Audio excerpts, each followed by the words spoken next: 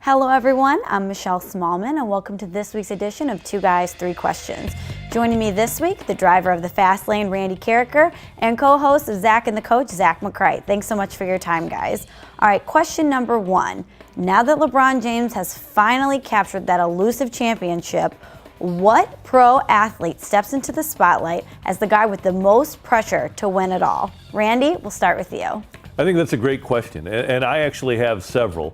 But we have to remember that this is a subject that's pretty much driven by SportsCenter. And so it's got to be somebody from a high-profile team or a big market team, somebody that's been around the block a little bit, that has sniffed it but hasn't really been able to climb that mountain, similar to LeBron. So to me, number one is going to be Tony Romo, and I think a lot of people are going to feel that way. Here's a guy that turned 32. He's one of the highest rated passers in the league on an annual basis, the second highest active rated passer in the NFL right now, but he hasn't been able to get his team into the playoffs, aside from that one game against Seattle, let alone get over the mountaintop. So I think that the general belief will be that it'll be a guy like Tony Romo, but I think there are a couple of guys out there that fit the mold, although they don't necessarily have the big market situation or have the extraordinary pressure that Romo will. Phillip Rivers was drafted in the 2004 draft. Eli Manning went first, Rivers went fourth, Ben Roethlisberger went 12th. Well, Ben Roethlisberger got a couple of Super Bowl rings. Now Eli Manning has a couple of Super Bowl rings, and Phillip Rivers has yet to get to a Super Bowl. So I think there will be a lot of pressure on a guy like Phillip Rivers, even though I don't think, because he's on the West Coast in a smaller market, ESPN and SportsCenter will apply that tremendous pressure that they'll apply on a guy like Romo and like they did on LeBron James. And to me, the other guy is Josh Hamilton. Here's a guy that's been to 2 straight World Series. He's been an MVP, yet in the postseason he's a .234 hitter and a .184 hitter in his 2 World Series. So as we get closer to October and that team is regarded by many as the best in baseball, I have to think that there will be similar pressure on Josh Hamilton to what there was on Barry Bonds. Regarded as one of the best players in the game, Bonds, of course, was regarded as the best who hadn't done it in the postseason. And I think Hamilton needs to lead his team to a championship, or otherwise he'll feel that same sort of pressure that LeBron has felt for such a long time. Thanks, Randy. Zach, who do you think faces the most pressure to win a championship? Well, I actually got a couple different guys here, and I'm torn as to which way I really want to go, because if we're talking first championship, I think I'm going to go with Carmelo Anthony. Carmelo Anthony is a guy who has hopped from team to team. I would argue that he's probably the most talented player, if LeBron James wins a championship, the most talented player to be playing basketball that doesn't have a championship. And with all of the team hopping that he has done, and with all of the work and money that franchises like the Nuggets, like the Knicks, have invested in him to win one, it's about time. And with his way of getting along with players, which hasn't all been that great, I think it's about time for him. Now, if you're talking about somebody who's already won a championship, I think Tiger Woods needs to be in the mix probably too. It's been a long time since he's won one. Golf needs it. I don't think the pressure is huge, because if he retires tomorrow, obviously his legacy's already been written, and it's been written pretty well on the course, of course. But you still kind of want him to validate his quote-unquote return to golf. So if you're talking about a guy who hasn't won a championship yet, I will go with Carmelo Anthony. If you're talking about someone who just needs to win one and has pressure to win one, and he's already won one, I'll go with Tiger Woods. All right, thanks, Zach. Guys, question number 2. Roger Clemens won a 5-year battle Monday when a jury found him not guilty of lying to Congress about steroid use. While Clemens may have been guilty in a court of law, the court of public opinion is quite another matter. In December, he is eligible for the Hall of Fame. What do you guys think? Should Clemens be elected into Cooperstown? Zach, why don't you take the first shot at this one? He's never going to get in. That's the shame of it. But does he belong in?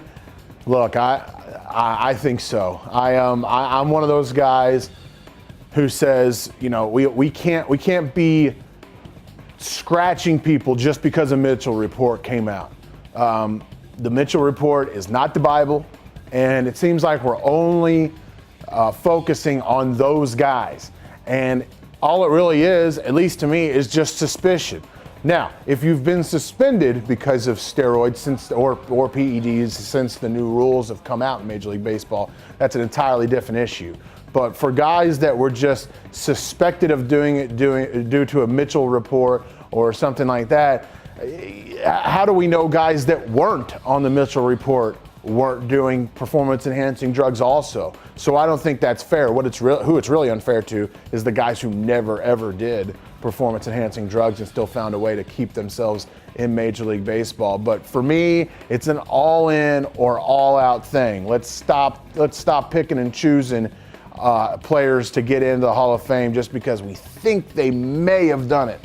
I think that's ridiculous. So I think he deserves to be in the Hall of Fame. He's the best pitcher of our time, at least in the last 20 years. But will he get in? He'll never get in. It's a shame. Thanks, Zach. Randy, what do you think? Will Clemens ever see the Hall? Well, first of all, let me give you what I think will happen. I think the Baseball Writers Association of America will place themselves above the law, and they won't allow Clemens into the Hall of Fame because they believe he used steroids. That being said, this federal case in the federal courts was a referendum on whether or not Clemens used steroids. He went to Congress, said he didn't. The legal system, the Department of Justice, said no, he lied, he did use steroids. Yet a jury of his peers, actually a couple of levels below the Supreme Court of the United States, said no, he didn't use steroids. We don't believe that he did. Well, if a federal court is going to say that Roger Clemens didn't use steroids, who am I to say that he did? Absolutely, he should be in the Hall of Fame. And one other point, and we've made this point in the fast lane, not only does he deserve and should be in the Hall of Fame, but if we presume, as most rational observers do, that more than 80% of baseball players during the steroid era were using steroids, the logical thing to do is to take the best guys from the era and put them in the Hall of Fame. McGwire, Bonds. Now, unless you got caught while there was testing like Palmeiro or Manny Ramirez, to me, those guys, including Roger Clemens, should be voted into the Hall of Fame, but I don't think they ever will. Thanks, Randy. All right, guys, final question. It seems like every week we're seeing more and more dominant pitching performances in baseball. What do you think caused this shift, and do you find this type of baseball more exciting than the baseball we saw in the so-called steroid era? Randy, I know you have some good thoughts on this. Why don't you take it first? I think what caused the shift was youth coaches about 15 years ago were made aware of studies that showed that young pitchers shouldn't throw breaking balls at a young age until they get to be 15 years old. And they took this to heart. So more young pitchers are developing a real live fastball at a young age because coaches aren't allowing them to throw breaking balls. These kids were coming up to the minor leagues, getting into college, throwing only breaking balls and having that 87, 88 mile an hour fastball. Well, what's going to happen if you exercise? You're going to get stronger. If you stretch your arm out, you're going to get stronger. If you throw fastballs 90% of the time and breaking balls 10% of the time, you're going to have a better fastball. I believe that has been a part of what happened. And the other thing is kids look at what's happening in Major League Baseball, and after the Tampa Bay Rays and the Arizona Diamondbacks were added to the major leagues, there was such a watering down of pitching and so few hard throwers. I think young athletes started to look at that and say, you know what? Rather than trying to be a quarterback, I'm going to try to be a pitcher.